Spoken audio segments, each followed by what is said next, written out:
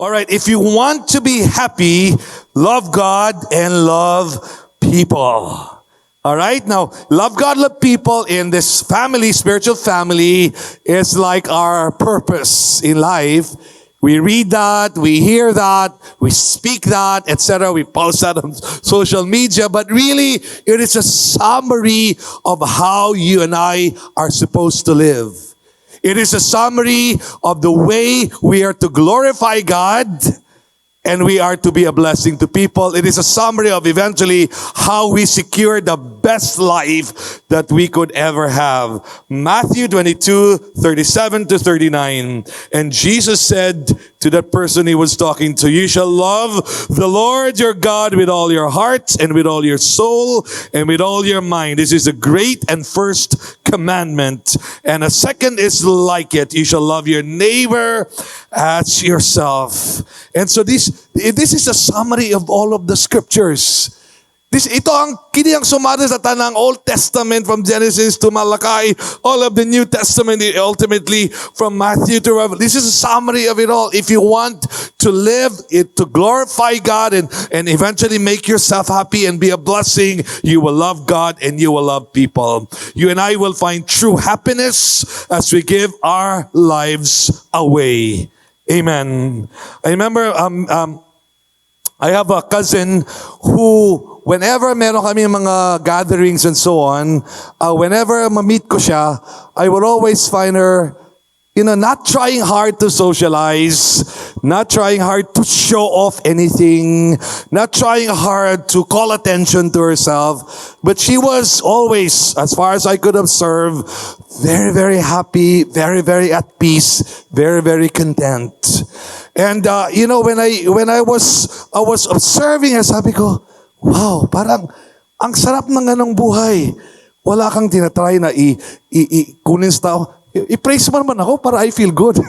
or praise mo naman ako para I feel important. Or, could you please do something for me to make me, feel I'm okay and so on. And I was reflecting on that for years and I said, sabi ko, wow, masarap ang ganong klaseng buhay that you are living in a way that you are just really happy, you're just content. You're not looking for too many things, too much attention, too much money, too much power or anything. So basta kanya okay lang, alright? And she happens to be, and this relates to my next illustration, she happens to be a missionary.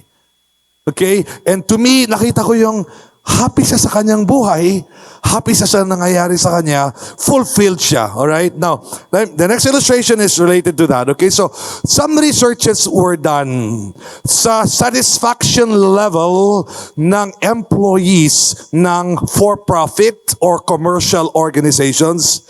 Anything that exists to make money, corporations and so on. And then, those who work for not-for-profit or non-profit organizations, NGOs, churches, etc. So they did studies, and you know what they found? They found that the people who work for the non-profit organizations, they have a higher satisfaction level. Those who work for companies that exist to make money have a lower satisfaction level. And when you think about that, you realize this is exactly what the Bible is saying. That if you live only for yourself, to make yourself great, rich, powerful, better than others, then you will only get that. You will lose your life if you try to save it, but if you save your life, you will find it. So we say, and please mark this on the next slide, happiness is a byproduct of a life lived for God and others.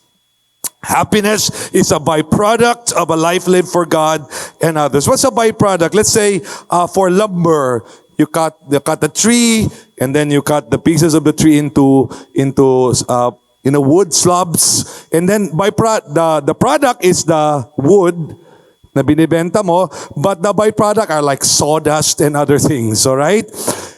You do not set out to produce sawdust, but if you make wood, you will produce sawdust as a secondary product, okay? That is the way to happiness. The way to happiness is not to pursue it as the main goal of life. Your pursuit is to honor the Lord and to glorify the Lord. And when you do that without trying to, you end up happy and fulfilled. Byproduct lang po yun. Kaya it's not an accident that people who work for non-profit organizations have a higher satisfaction level.